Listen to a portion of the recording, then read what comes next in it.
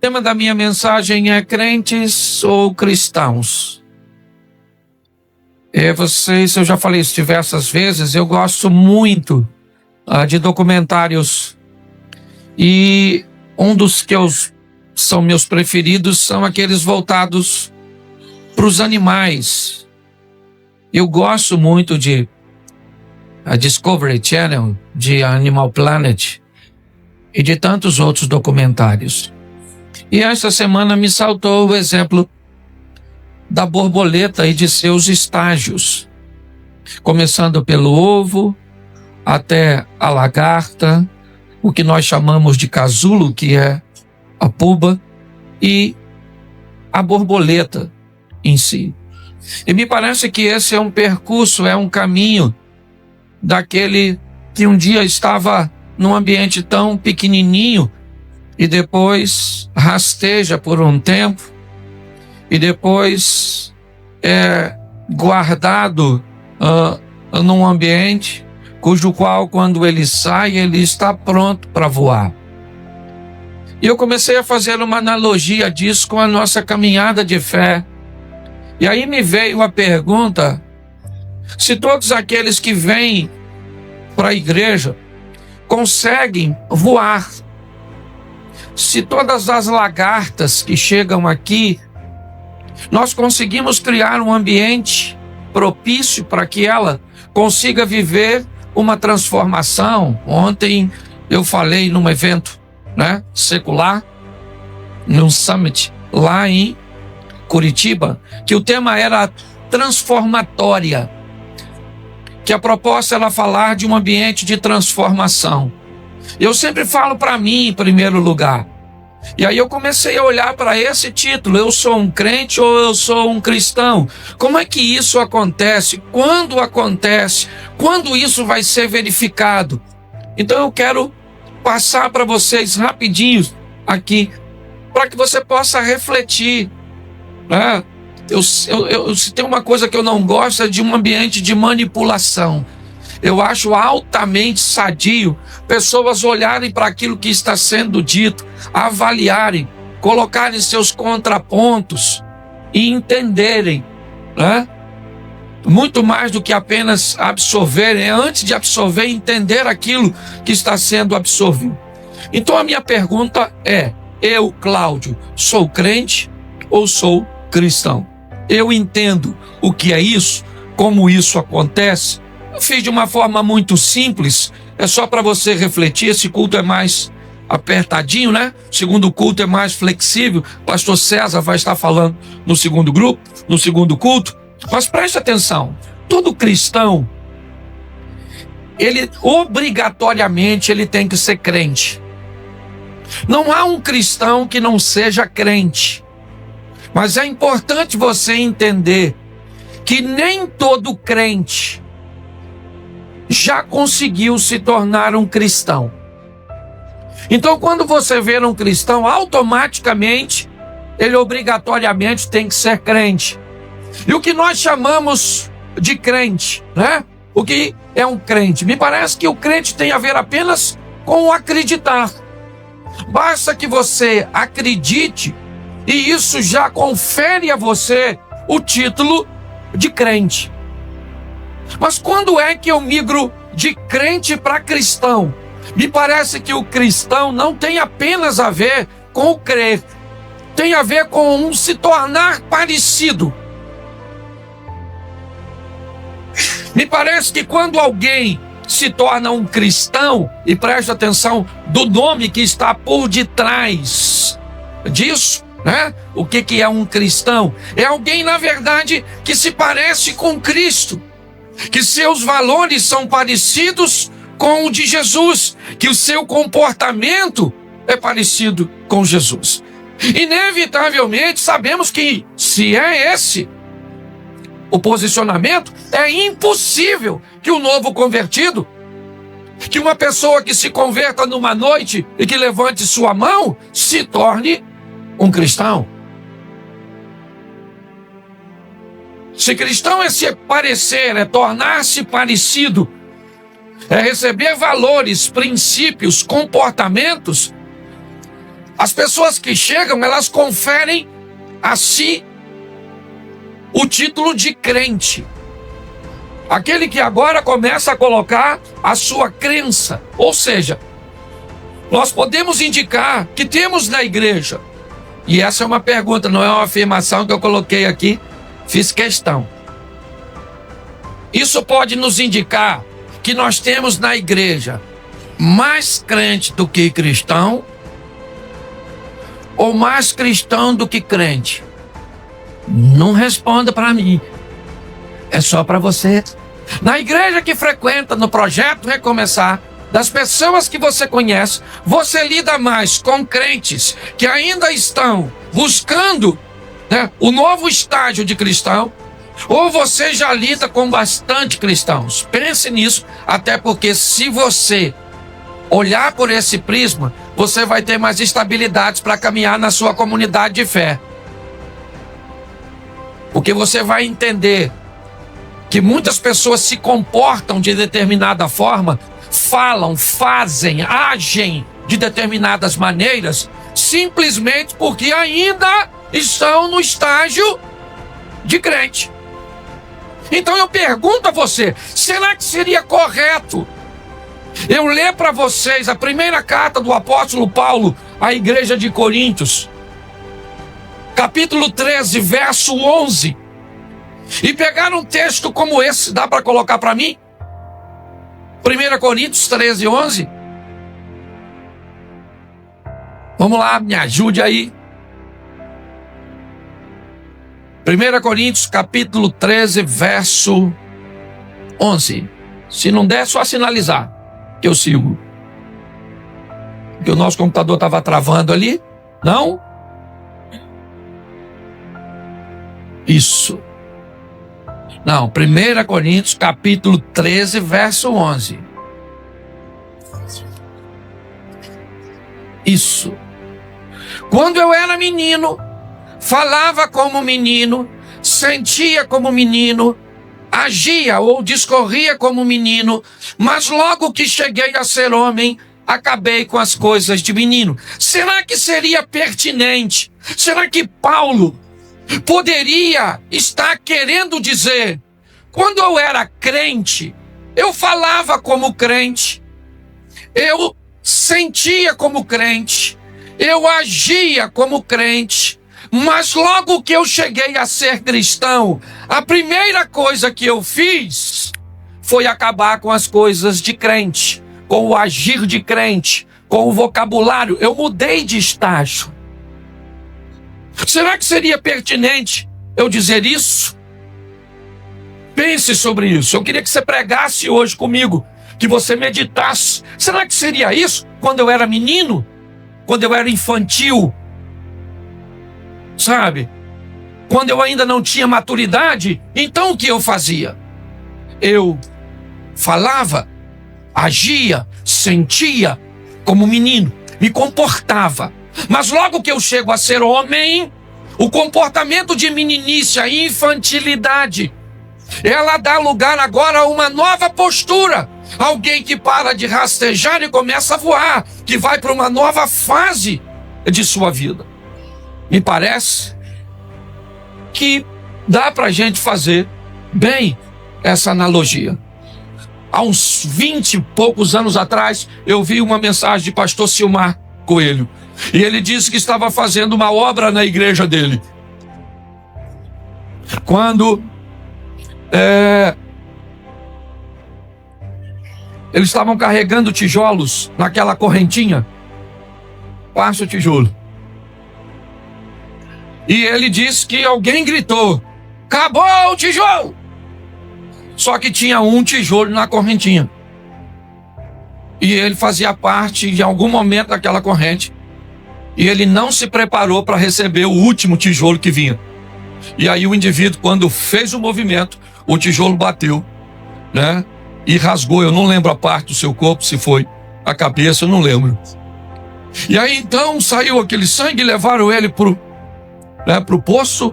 E ele chegou lá e necessitou dar ponto naquilo. Enquanto estão dando ponto nele, ele começou a falar de Jesus para aquela pessoa que estava atendendo ele. Ele lembrou de anos atrás, quando seu filho havia cortado o pé, e ele levou seu filho para um posto de saúde para dar ponto. E enquanto o médico dava ponto no filho dele, o filho dele gritava de dor. E ele fez uma comparação que eu achei muito interessante.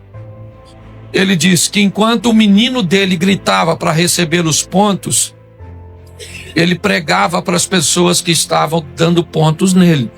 E ele disse: a diferença entre a situação do meu filho e a minha é que ele era uma criança e eu sou um homem. Quando nós nos tornamos maduros, as coisas de crianças têm que ficar para trás. A meninice. E chega a hora que o crente precisa se tornar um cristão. É uma boa fase, a fase do crente, é verdade. Mas é muito importante nós entendermos. Coloca para mim, Tiago capítulo 2, verso 19. O que nós vamos ver, que como crente nós temos um colega bem legal. Tu crês que há um só Deus? Faze bem. Também os demônios creem. Então, demônio também é crente.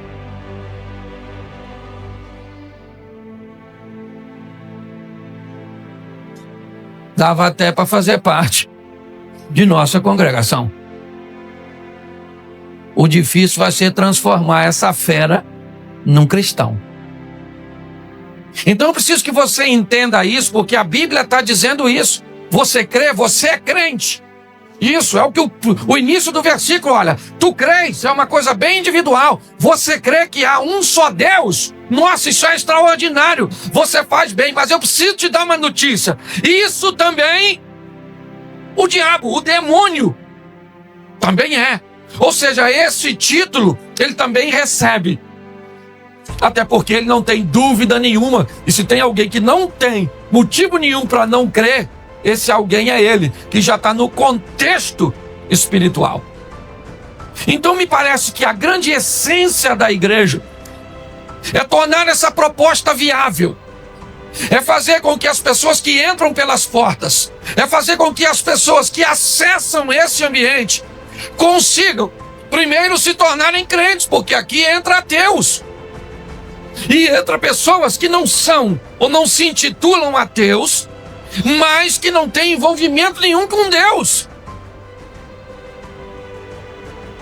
Você sabe que, por muitas vezes, eu confesso a você, eu dizia que era cristão, mas nunca fui. Mas se alguém perguntasse numa ficha, alguma coisa, você crente, isso é o quê? Sou católico, não praticante. Eu não sei como é que alguém pode ser alguma coisa que não pratica. Eu sou um honesto não praticante. Eu sou... É um negócio, mas beleza, não é isso. Tá bom? Então, eu queria que você entendesse. Ser crente é muito legal, não quero desqualificar não.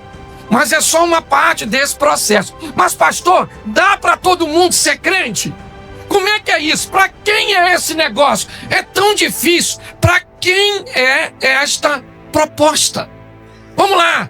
Porque senão você começa a achar que o bandido já foi designado a ir para o inferno, que o outro já está lá. Como é que funciona? Você está entendendo? Então, primeiro eu preciso dar essa informação. Para quem é a proposta de se tornar cristão? Para quem? Para quem que ela foi dada? É só para mim? É só para você? O apóstolo Paulo, na carta aos Romanos, no capítulo 3, no verso 22, ele nos dá um panorama bem legal.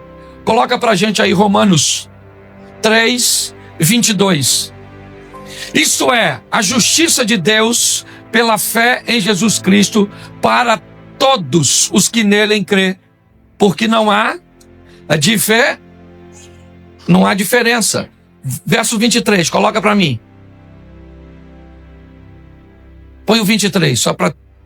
Porque todos pecaram e destituídos estão da glória de Deus. Volta no 22. Isso. Olha só. Para que todos e sobre todos os que creem. Verso 23. Porque todos pecaram e destituídos estão da glória de Deus. Para quem é a proposta? É para todos. se o cara mora aqui, se mora no Nepal, se o camarada é crente ou não é crente, se ele é hétero, se ele é homo, se ele é branco, se ele é negro, se ele é culto, se ele é indouto, se ele é pobre, se ele é rico. A proposta é universal, é para todo mundo. Mas pastor, todo mundo vai entrar no seu... Não, a Bíblia diz que muitas pessoas, e eu vou terminar minha mensagem de hoje mostrando a você o controle de qualidade na hora de entrar. Ele existe. Não passa nada, não. Eu vou mostrar a você. Mas é importante você saber que é para todos. Mas, pastor, se alguém, Deus já sabe que alguém vai para o inferno, sabe. E essa pessoa pode até ir. Mas ela vai sabendo de que o Deus que a criou deu até o último dia de vida dela todas as oportunidades dela entrar no céu.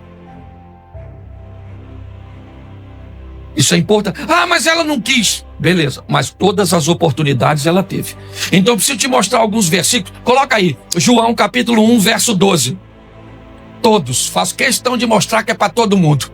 João capítulo 1, verso 12. Isso, mas todos quantos o receberam, quantos? Quantos? Então todos quantos o receberam, deu-lhes o direito de serem feitos filhos de... aos que creem no seu, isso.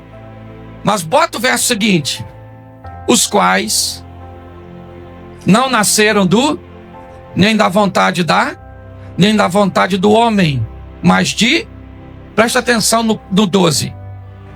Mas todos quantos o receberam, deu-lhes o poder de serem feitos filhos de Deus, os crentes. Esse versículo está falando os que creem. E a qualidade de crer, certo? Ou do crente é aquele que crê. Ao que crê, deu-lhes o poder de serem feitos filhos. Mas o texto não terminou. O 13 diz assim: os quais não nasceram do sangue. Agora não está falando mais de crer, nem da vontade da carne, nem da vontade do homem, mas de Deus. Esse texto está falando de cristão. É importante. Todos quantos o receberam, e passaram pelo estágio de crer, e depois de crerem, assumiram uma postura de entenderem que não nasceram mais do sangue, da carne, que a vontade não é mais dele, não é mais do homem, e sim de Deus. Esse indivíduo agora pode ser chamado de Cristo. Então, é assim que funciona. Deixa eu te dar outro texto. Primeira carta do apóstolo Paulo aos Coríntios, capítulo 2, verso 4. 1 Coríntios 2, 4. A minha palavra, ou eu coloquei errado, ou 1 Timóteo, eu falei Coríntios, né? 1 Timóteo 2, 4. Que quer que todos, Deus, tá bom? Antes de lá, é porque eu tô pegando o texto que não dá para mostrar tudo. Deus que quer que quantas pessoas? Que quantos? Todos os homens e venham ao conhecimento então a salvação é para todos. Certo? Todos. Põe o verso 5. Por quê? Porque há um só Deus e um só mediador entre Deus e os homens, Jesus Cristo, o homem. Posso ouvir um amém? Então agora eu peguei aqui 7 características de crente que eu achei bem legal. E queria que você pensasse comigo. Vai ficar gravado isso depois, então você pode pegar. Primeira característica de um crente: frequentar uma igreja ou uma reunião da sua comunidade de fé, numa visão mais ampla.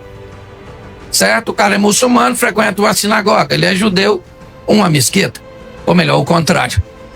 Tá certo? Ele é espírita, frequenta lá um centro. Ele é maçom, frequenta uma loja. Ainda que não seja uma religião, mas só para você entender que crente é aquele que ele tem que frequentar, mesmo que esporadicamente, um ambiente. E aqui eu quero falar dos que vêm à igreja, porque eu sou pastor dessa patota, dessa turminha, dessa quadrilha. Você tá entendendo? Então, presta atenção. Característica de um crente: vir para a igreja. E é umas 2 ou 3 vezes na semana e já tem gente que não tá afim de vir. Cristo em casa. Ou inferno lá, sei lá. Tá certo? Mas característica de um crente, ele costuma ir à igreja, sim ou não? Primeira característica, isso. Segunda característica de um crente, ele busca conhecer os fundamentos da fé. Ele vai ler o livro, a literatura, certo? Que vai basear, e aqui para nós, a Bíblia. Então é legal. A maioria dos crentes tem Bíblia. Quem aqui é crente e não tem Bíblia, levanta a mão. Todo mundo tem, tá vendo? E até quem não tem, mentiu. Mas beleza, vamos ficar quieto. Tô brincando. Mas só para você entender a característica de um crente, certo? O crente, ele vai para a igreja, vai ver com a Bíblia na mão, hoje no mundo moderno, o celular, que beleza. Terceira, o crente busca uma atividade, ou alguma atividade, que faça com que ele contribua com a comunidade que ele frequenta. O crente, ele gosta de estar envolvido. Ele pode ser um obreiro, pode ser um professor, pode ser um pastor, certo? Ele contribui, trabalhando, ele pode trabalhar no ministério infantil, na recepção, no estacionamento. Ele pode ser um financiador e normalmente com seus dízimos e suas ofertas. Ele busca alguma atividade. Isso é crente, olha que coisa maneira. Outra característica que eu aprendi também dos crentes, ele conhece, canta e ouve canções. Sim. Esse dia eu fui num lugar, não vou falar. E o cara tava cantando Poderoso Deus. Falei, nossa, que legal. Imaginei o quê? O cara é crente. Só que a gente confunde crente com cristão. Crente ele era. Só que quando eu vi ele resolver um problema, ele cantava um hino e tinha uma Bíblia, me chamou de irmão. Quase que ele me enganou. Eu achei, ele não queria nem me enganar não, é que eu achei que ele era cristão. Mas quando ele fez o que fez, eu me perguntei, ele é crente? Sim ou não? Sim, ele só não conseguiu ser cristão. Então, cristão conhece, canta, ouve. Quinto, né? O crente, ele admira e fala muito bem dos cristãos. Ele cita o apóstolo, porque o apóstolo Paulo, o apóstolo Pedro, gosta, a gente gosta, o crente gosta do cristão, certo? Admira o cristão. Então, cheguei aí até os 5. Mas tem 2 coisas que eu notei no crente. E quando eu falar de cristão, você vai notar que eu também vou falar das 5 qualidades. Porque lembra que eu disse que todo cristão é crente, mas que nem todo crente é? Então, boa parte daquilo que o crente é, o cristão também tem que ser. Mas as 2 últimas me fez refletir. O crente tem muitas dificuldades com o livre-arbítrio e com escolhas. O crente ainda enfrenta muitos problemas com suas escolhas, com aquilo que Deus lhe deu de livre-arbítrio. Ele tem sérios problemas com isso. Isso, né, faz com que ele se torne diferente da proposta do Evangelho, que é se parecer com Jesus.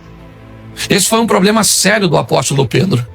Ele está tentando não parecer com Jesus, porque o ambiente está muito perigoso. Jesus acaba de ser preso. Seus amigos correligionários se dispersaram. Pedro permanece por perto, tentando ficar por perto, e agora, por perto, ele é identificado como cristão. E ele começa a ser questionado. E ao contrário de muitos de nós, que buscamos parecer com ele, Pedro está tentando se salvar dizendo que não parece. Não, mas você estava com ele. Pedro falou, eu não sei quem é. Não, mas você era da patota dele. Não sou. Não, mas você parece com ele, cara. De tanto caminhar com ele, você ficou como ele, sua maneira de falar é como a dele. Por quê? Porque o crente, ele pode não se parecer com Jesus, e se ele disser que não é, talvez ninguém note. Mas quando um cristão tentar dizer que não é cristão, ele vai ter sérios problemas. Porque é nítido, todas as pessoas vão reconhecer. Porque ele se parece com Cristo. Seus valores são de Cristo. Mesmo que ele não diga, calado, ele será identificado. Você já teve em ambiente assim, onde você não disse nada, alguém olhou para você e disse, você é crente? Na verdade, ele não te identificou porque você é crente. Ele usou o termo errado. Ele notou que você era isso, porque ele viu em você coisas que os olhos muitas vezes não vê, mas você sente que chegou alguém que trouxe consigo alguém que é o Todo-Poderoso. É assim que funciona.